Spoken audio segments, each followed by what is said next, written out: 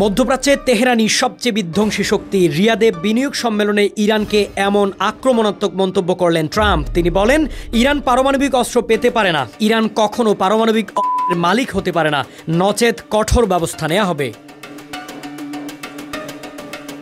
তিনি জানান, ইরান যদি চায় তবে এখনও একটি কূটনৈতিক পথ খোলা রয়েছে, তবে সেই পথ বেছে না নিয়ে যদি দেশটি সন্ত্রাস ও বিশৃঙ্খলার পথেই হাঁটতে থাকে তাহলে আমেরিকা তার উপর সর্বোচ্চ চাপ প্রয়োগে বাধ্য হবে। ট্রাম্প বলেন, আমি ইরানের সঙ্গে একটি চুক্তি করতে চাই, কিন্তু যদি তাদের নেতৃত্ব আমার এই শান্তির প্রস্তাব প্রত্যাখ্যান করে তাহলে আমাদের হাতে আর কোনো পথ থাকবে না, আমরা বাধ্য হব কঠোর ব্যবস্থা নিতে। তিনি আরও বলেন, ইরানের সামনে এখন দুটি রাস্তা, একদিকে বিশৃঙ্খলা আর সহিংসতা, অন্যদিকে শান্তি ও স্থিতিশীলতা। দেশটির নেতাদেরই সিদ্ধান্ত নিতে হবে তারা কোন পথ বেছে নেবে। ট্রাম্প একই সঙ্গে সৌদি আরব ও ইরানকে তুলনা করে বলেন, সৌদি আরব মধ্যপ্রাচ্যে গঠনমূলক ভবিষ্যতের রূপরেখা দিচ্ছে, যেখানে ইরানি নেতারা এনেছে শুধু ধ্বংস ও দুর্ভোগ।